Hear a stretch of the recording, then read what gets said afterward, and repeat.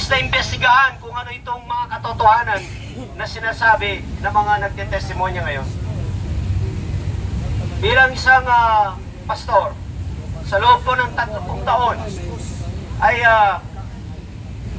pinapanalangin natin ang ating bayan. Iniiyakan natin ito sa Diyos na makaawa ng marami sa atin sa kahirapan. Na taon-taon na lamang, sa tuwing tayo ay nadadatan ng ganitong mga kalagayan, nakikita natin ang mga nangyayaring katiwalian mula sa itaas hanggang sa ibaba, ay nakakalungkot na makita dahil nagiging malabo ang kinabukasan ng ating mga anak at apo. Sino ang sasagip sa kanila kung hindi tayo ngayon nakasalukuyang mga magulang? Mga hindi ba natin sila kilala sa iba't ibang panig ng bansa natin, maging sa ibang bansa, na naghihirap sila sa pag-aanap buhay para lamang matulungan ang kanilang pamilya, mapaaral ang kanilang mga anak. Ngunit anong nangyayari? Nakakalungkot. Nagpapasasa ang mga taong ito sa mga leader na pinagkatiwalaan natin ng ating mga boto. Naniwala tayo sa kanila. Ngunit ano ang nakikita natin? Nagpapasasa sila sa kaban ng bayan. At tayo ang naghihirap. Tayo ang nagtatrabaho ng gusto.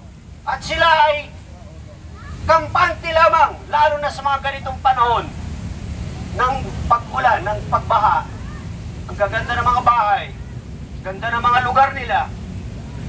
Wala kang marinig na sila'y tinutulungan. Taon-taon na lang yan. Kawawa ang ating bayan. Nung isang araw, habang ako'y nanonood sa mga vloggers natin, nga pala nais kong pasalamatan yung mga vloggers natin na tapat, mga vloggers dito na nag-cover at kanilang pinapahayag ang katotohanan at nilalabanan yung mga naninira, no? Yung mga iba na ang nais lamang ay sirain ang kalooban ng marami, imbis na pagtulungan natin na isalba ang ating bansa sa kahirapan. Ngunit tinutulungan at pinoproteksyonan pa ang mga tiwali na malinaw naman. Ang dami ng nag-ebidensya, ang dami ng mga nag-testimonya. Ngunit ano ang kanilang ginagawa? Puro na lamang hearing. Saan papunta ang hearing na ito? Saan? Walang patutunguhan ang hearing na yan. Pinapaikot-ikot lamang tayo. Pinapaikot-ikot lamang tayo. Tingnan ninyo, hanggang ngayon, wala pa rin mga na ilalagay sa tinatawag na list of itong mga hold departure o kaya ma-freeze yung kanilang mga asset maliban sa mga engineer, district engineer, maliban sa mga contractor na ilan. Pero yung mga malalaking isda, ika nga, wala tayong marinig. Hinahanap pa sila. Nakalista lang ang pangalan, pero hindi naman hinahanap. No, may mga ebidensya, may mga pagpapakita ng mga nagtitestimonya na galing pa mismo sa mga taong nakasama nila, nagbuhat ng mga bag ng pera, dinala sa kanilang mga bahay. Nung mabanggit ang Malacanang, ano nangyari? Kaagad, iniba ang usapan. Narinig ninyo yun? Oh, saan papuntang hearing na yan? Yan nakakalungkot bilang isang pastor. Retiredo na po ako eh. Ang aking ginagawa ngayon ay para sa aming barangay at sa bayan natin. At tinutulungan at sinusuportahan natin. Salamat. Nandito ang ating representante ng ating mga OFW. Kayo ay nandito natutulog sa higaang malamig, no? Para lamang ipaglaban ang katiwalian na ito ay mapura at magkaroon ng bagong sistema sa ating bansa. Papayag ba tayo? Hanggang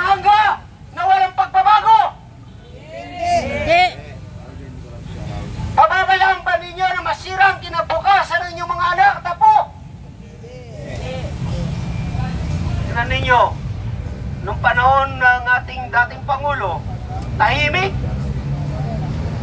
Natakot ang marami. Nakakapaglakad tayo ng mapayapa sa daan. Ngayon, magkabi-kabila ang mga krimen.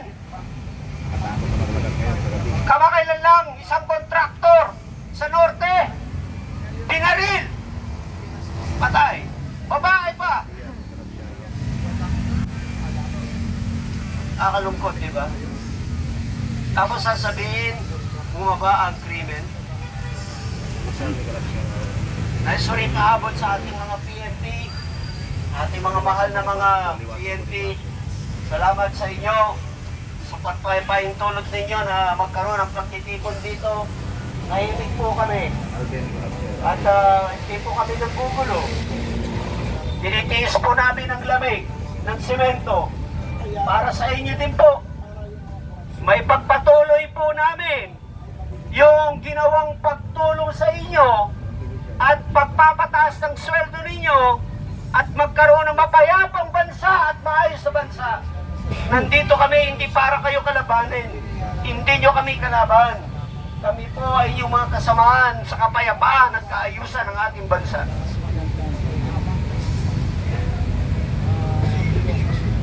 Guro din po ako ng kasaysayan, high school teacher. At sa aking pag-aaral, alam niyo, hindi ko matanggap ang salitang ang Pilipino ay magnanakaw. Tanggap ba ninyo yun? Hindi! Marcos lang ang magnanakaw! Hindi tayo lahing magnanakaw! Lahi tayo ng mga bayani! Mga bayani nagpalaya sa paninipil ng mga dayuhan. Mga bayani na ayaw natin ang kaguluhan. Ngunit napupuno din ang Pilipino. Matiisin tayo, yes. Mapagpasensya tayo, yes. Hindi tayo masyadong kumikibo. Ngunit hindi habang panahon, ganito na lamang ang ating gagawin.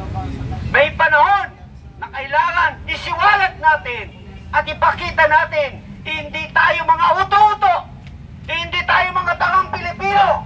Ang Pilipino ay matalino dahil kahit saan nandoon siya at mayroong mga gantimpala sa bawat Pilipino na magagaling na naglilingkod sa ibang bansa at sa ating bayan. Matatalino ang Pilipino. Kakaiba tayo. Kahit saan tayo naroon, gusto nila mga Pilipino.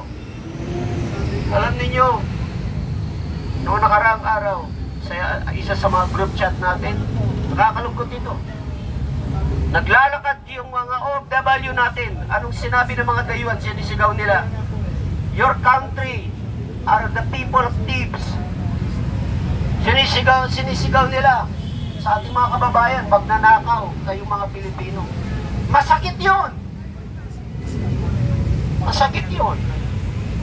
Hindi tayo magnanakaw. Hindi tayo lahi magnanakaw. Tayo ay lahi ng mga bayani.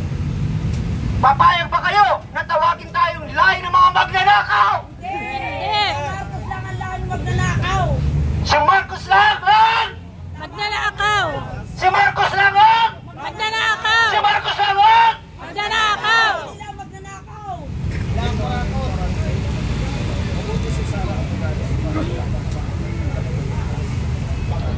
Nananalangin ako tuwing umaga para sa inyo at para sa ating bansa, sama ang aking mga kapananampalataya.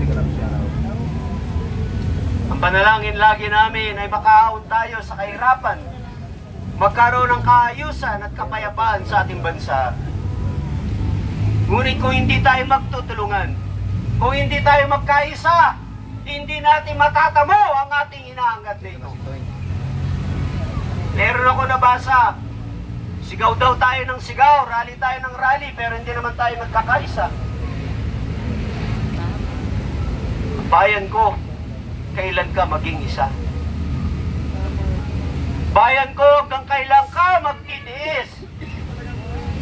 Bayan ko, hanggang kailan ka lamang nakatingin? Hanggang sa social media ka lang galit? Ayaw makialam. Ayaw lumantad.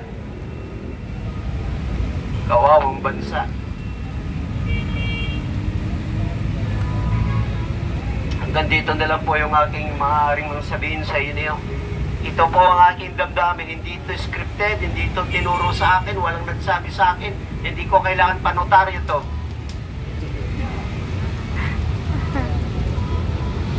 Kung meron po sa inyo nais na magsalita ngayon, ay malaya po tayo. Narinig tayo hindi lamang sa buong Pilipinas, kundi sa buong mundo. Ang ating mga kababayan na mga OFW ay nandun sila. Salamat! At makakalaya na rin, makakauwi na rin ang dating Pangulo. Sana maayos siya sa kanyang kalagayan. Tingnan ninyo ang ginawa sa kanya. Sa edad niyang yan, dapat meron siyang 24 oras na bantay. Nadatnan na lamang, walang malay. Ibig sabihin, walang nagbabantay. Senior na yun eh. Nasa edad na. Kung ganito ang pagtingin nila, ganito ang turing nila sa mga nasa edad na, papaano pa tayo na mga nasa edad na rin pagdating ng araw?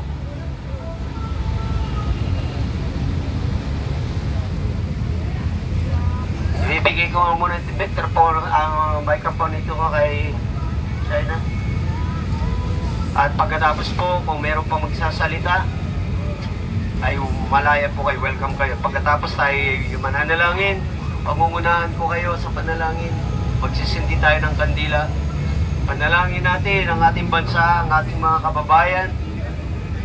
Yung mga nasalanta ng bagyo at nakababad pa ang kanilang mga bahay, katawan sa tubig. Panalangin natin ang mga korap na mahiya. Wala na yatang kahihiyan. Panalangin natin ang ating mga kasamahan.